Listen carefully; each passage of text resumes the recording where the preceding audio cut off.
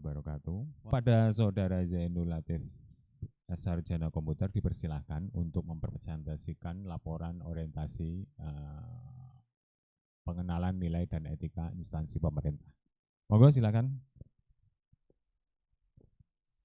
Terima kasih Pak Hari. Assalamualaikum warahmatullahi wabarakatuh.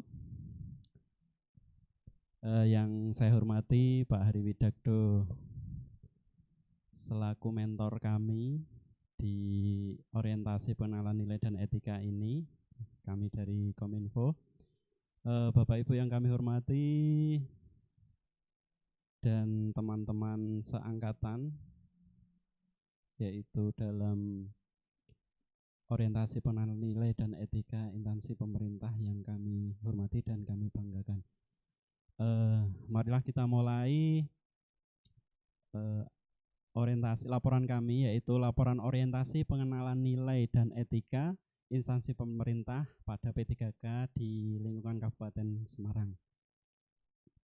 Dari biodata saya, yang pertama nama saya Zainul Latif, sarjana komputer.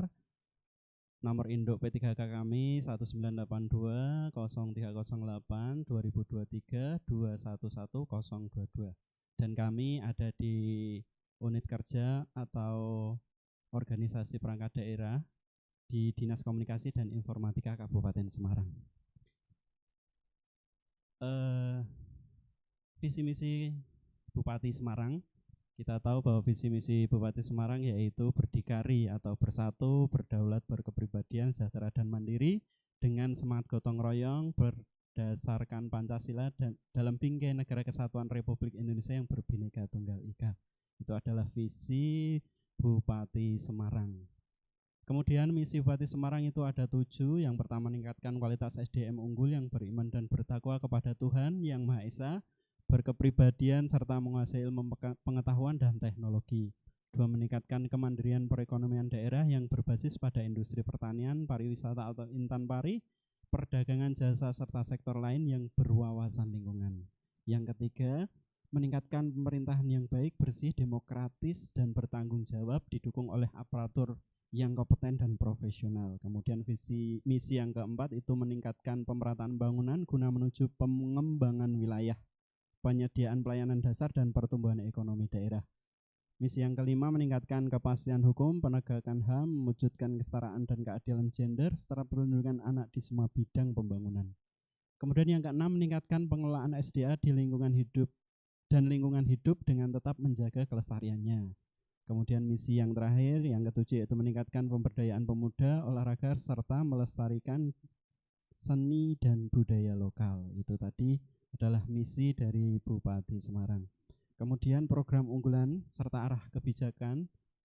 Dalam misi ketiga, yang tadi misi ketiga, meningkatkan pemerintahan yang baik, bersih, demokratis, dan bertanggung jawab didukung oleh aparatur yang kompeten dan profesional.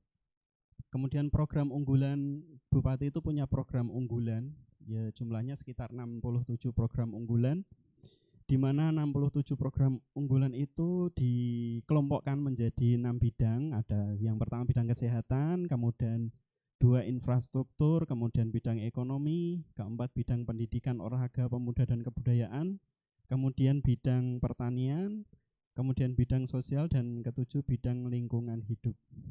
Itu. Dan ini program unggulan yang sesuai dengan Dinas Kominfo, yaitu program unggulan penyediaan jaringan internet desa atau kelurahan dan wifi gratis di sekolah, tempat umum, ruang publik, dan perkantoran. Ya. Dan meningkatkan pemerintahan yang baik itu juga ada hubungannya dengan Kominfo, yaitu SPBE, sistem pemerintahan berbasis elektronik yang dikelola oleh Dinas Kominfo. Arah kebijakan tahun 2024, arah kebijakan RPJMD yang tahun 2004 ini adalah penguatan kapasitas SDM dan ekonomi yang didukung oleh tata kelola pemerintahan yang berkualitas, yaitu termasuk e-gov yang baik. Itu juga ada di Diskominfo. Next.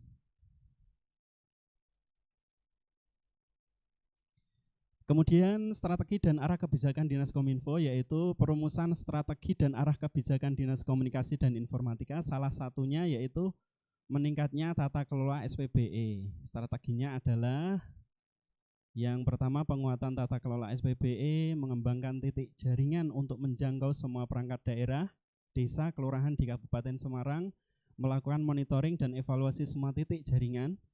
Kemudian selanjutnya melakukan pemeliharaan secara berkala pada alat telekomunikasi. Itu tadi sesuai dengan program unggulan, sudah sesuai dari rencana di breakdown di Dinas Kominfo. Kemudian ini adalah rencana hasil kerja yang saya susun, yaitu terwujudnya infrastruktur jaringan intra pemerintah daerah yang terkoneksi dengan baik. Itu adalah hasil kerja pimpinan yang diintervensi. Kemudian kami membuat rencana hasil kerja dari saya, yaitu yang pertama itu tersusunnya rencana pemeliharaan infrastruktur TI. Next. Tindak lanjut kegiatan, yaitu kegiatan ini dan serta tahapannya yaitu identifikasi komponen-komponen infrastruktur TI pada institusi yang akan dijadwalkan pemeliharaannya.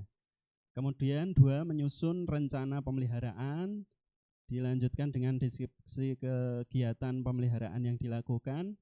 Kemudian jadwal pemeliharaan juga direncanakan. Yang kelima, tool atau peralatan yang dibutuhkan dalam pemeliharaan. Output kegiatan nantinya yaitu dokumen rencana pemeliharaan infrastruktur. Jadi di situ nanti ada rencana, jadwal, peralatan dipakai sudah terdokumentasi. Kemudian indikator kinerja individu, yang pertama jumlah infrastruktur jaringan intra pemerintah daerah yang terencana, pemeliharaannya dengan baik. Kemudian tingkat kesesuaian penyusunan rencana. Yang ketiga, ketepatan waktu yang dibutuhkan untuk menyusun hal tersebut. Kemudian targetnya secara kuantitas seluruh OPD yang kita tangani secara kuantitas harus 100% tertangani. Jangka waktu 2 bulan dalam penyusunan kegiatan ini. Nilai berakhlak yaitu berorientasi pelayanan, akuntabel, dan kompeten. Bapak Ibu yang kami hormati, yang kedua adalah rencana hasil kerja saya terpeliharanya infrastruktur TI. Di sini next. Di sini kegiatan dan tahapannya, yang pertama adalah identifikasi komponen infrastruktur TI, yang kedua melakukan pemeliharaan komponen infrastruktur TI, yang ketiga mendokumentasikan proses pemeliharaan infrastruktur TI.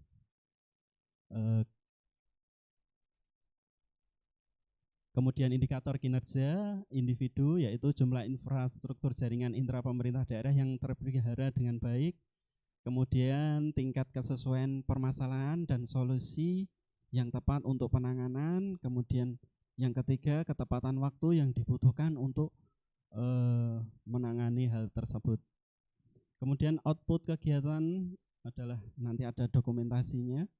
Kemudian outputnya terpeliharanya komponen infrastruktur TI di seluruh perangkat daerah. Kemudian target kita secara kuantitas itu seluruh PD tertangani apabila ada kerusakan. Secara kualitas ya tertangani semua. Jangka waktu 12 bulan, harusnya ini 12 bulan. Itu salah, 2 bulan. Jangka waktunya 2 bulan. Nilai berakhlak itu ada berorientasi pelayanan, akuntabel, kompeten. Kemudian yang ketiga, dari rencana hasil kerja yaitu terakomodirnya penyiapan peralatan Vidcon atau live streaming, monitoring peralatan, baik itu audio, video, dan perangkat jaringan, serta mengatur layout dari kegiatan tersebut. Kemudian tindak lanjut kegiatan Vidcon dan streaming tadi, yaitu kegiatan dan tahapan. Yang pertama menyiapkan peralatan video conference atau Vidcon dan streaming, termasuk pemasangan atau instalasi. Kemudian memastikan bahwa perangkat Vidcon sudah terkoneksi dengan baik, mendokumentasikan proses pemasakan dan instalasi, Kemudian melakukan pengaturan setting dan konfigurasi termasuk pengaturan layout. Yang keempat, melakukan monitoring selama pelaksanaan video conference. Indikator kinerja individu, jumlah permintaan video conference, VidCon streaming yang terakomodir, kemudian kesesuaian kebutuhan dengan peralatan yang dimiliki, kemudian ketepatan waktu yang dibutuhkan. Output kegiatan ini adalah dokumentasi, kemudian terpeliharanya komponen infrastruktur TI, dan yang ketiga termonitoringnya pelaksanaan video conference. Target secara kuantitas ini semua kegiatan Bapak Bupati yang membutuhkan video conference atau VidCon maupun live streaming dari kegiatan Bapak Bupati. Dan ada juga kegiatan PD, organisasi peringkat daerah, bagi yang membutuhkan. Kuantitas 100% tertangani, jangka waktunya 12 bulan. Untuk nilai berakhlaknya berorientasi pelayanan, akuntabel, serta kompeten. Bapak Ibu yang kami hormati, kesimpulannya yaitu terwujudnya infrastruktur jaringan dengan baik memungkinkan berbagai instansi pemerintah daerah untuk saling terhubung dan bertukar informasi dengan lancar. Ketika infrastrukturnya itu baik, maka hubungan antar instansi akan lancar. Kemudian yang kedua, dengan jaringan yang baik, proses pertukaran data dan koordinasi antar instansi menjadi lebih cepat dan akurat, sehingga meningkatkan efisiensi kerja pemerintah. Nah, ketika putus itu, maka pertukaran data antar instansi menjadi terhambat hingga tidak efisien untuk kerja pemerintah. Kemudian yang ketiga kesimpulannya, terwujudnya infrastruktur jaringan intra pemerintah daerah yang baik di Kabupaten Semarang akan sangat membantu dalam meningkatkan kualitas pelayanan publik, mempercepat proses pembangunan dan mendukung pengembangan daerah secara keseluruhan. Jadi jaringan yang baik yang selalu terkoneksi akan meningkatkan kualitas pelayanan, terutama pelayanan misalkan kependudukan yang saat ini sudah terkomputerisasi semua, sehingga butuh jaringan yang kuat yang selalu terhubung. Kemudian VidCon atau streaming memungkinkan kolaborasi jarak jauh, sehingga tim dapat bekerja sama meskipun berada di lokasi yang berbeda dan dengan peralatan yang siap dan layout yang baik. Proses VidCon atau video streaming dapat dilakukan secara efektif. Next. Demikianlah laporan dari saya, Zainul Latif, dengan judul tadi, terwujudnya infrastruktur jaringan intra pemerintah daerah yang terkoneksi dengan baik. Bapak Ibu yang kami hormati, apabila ada pertanyaan dari mungkin Pak Hari selaku mentor kami, dipersilahkan. Baik, terima kasih Mas Zainul. Dari paparan tadi dapat saya simpulkan bahwa kegiatan yang akan dijalankan dalam rencana hasil kerja itu saya ambil kesimpulan itu yang pertama itu perencanaan pemeliharaan teknologi informasi, kemudian tidak lanjut dari perencanaan itu pelaksanaan pemeliharaan, kemudian fasilitasi kegiatan Bupati, terutama kegiatan yang berkaitan dengan teknologi informasi, khususnya di live streaming dan rapat daring yang mungkin akan dilaksanakan seperti itu. Jadi ada 3 ini. Dari 3 rencana kerja ini mungkin yang lebih sering atau mungkin banyak sekali permasalahan yang timbul itu mungkin fasilitasi ya, karena memang fasilitasi kegiatan Bupati itu di lapangan itu kita tidak tahu apa kondisi lapangnya seperti apa, kemudian karena ada kolaborasi dengan pihak ketiga mungkin di sound system atau dan lain sebagainya. Dalam hari ini kendala apa yang sering timbul saat memfasilitasi kegiatan bupati, karena memang kegiatan bupati itu mungkin ada yang terencana dan kadangkala juga tidak terencana seperti permintaan mendadak dari Bapak Bupati. Mungkin itu Pak Zainul pertanyaan kami berkaitan dengan kendala yang dihadapi saat kegiatan fasilitasi Bapak Bupati. Oke, terima kasih Pak Hari atas pertanyaannya. Kemudian ya, jawaban dari saya ya, kegiatan yang dilakukan yaitu VidCon atau live streaming yang sebelumnya, makanya saya mengambil rencana hasil kerja itu terakomodirnya penyiapan peralatan VidCon, monitoring peralatan dan lain sebagainya. Itu karena kegiatan sebelumnya atau kegiatan baik VidCon maupun live streaming sebelumnya itu memang di lapangan kadang ada kendala. Yang pertama, jaringan internet. Jaringan internet itu kita susah karena tidak semuanya tempat itu ada jaringan internet. Misalkan kalau kegiatan Pak Bupati, kalau di Pendopo itu tersedia, atau di kantor Bupati itu tersedia. Tapi misalkan Pak Bupati itu pengen di lapangan, kita harus memperkirakan jaringan internetnya. Yang pertama, biasanya kita menggunakan Orbit, dan itu pun ada kendala ketika misalkan pengumpulan massa atau masyarakat banyak di situ, maka jaringannya akan lemot. Dan ini akan berpengaruh terhadap streaming atau videocon, apalagi streaming itu ketika internet itu putus, maka kita harus mulai dari awal streaming tersebut gitu.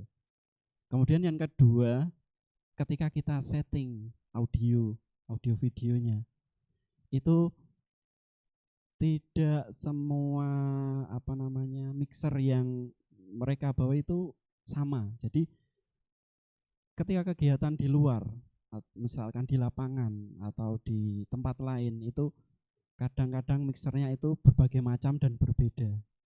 Kita harus bisa menentukan output input untuk soundnya itu sesuai atau tidak di situ.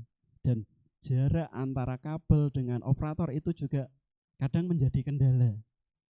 Kalau terlalu jauh kita kabelnya tidak sampai. Kalau kita dekat sama sound, mungkin kabel kita yang kamera itu yang kurang dekat. Gitu Pak Hari, mungkin jawaban dari kami.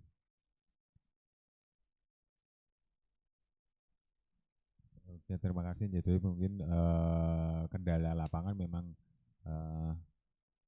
sulit kita prediksi ya, tapi alhamdulillah dalam pelaksanaan selama ini bisa dapat diatasi dengan baik, walaupun memang sebanyak effort yang dicurahkan di situ.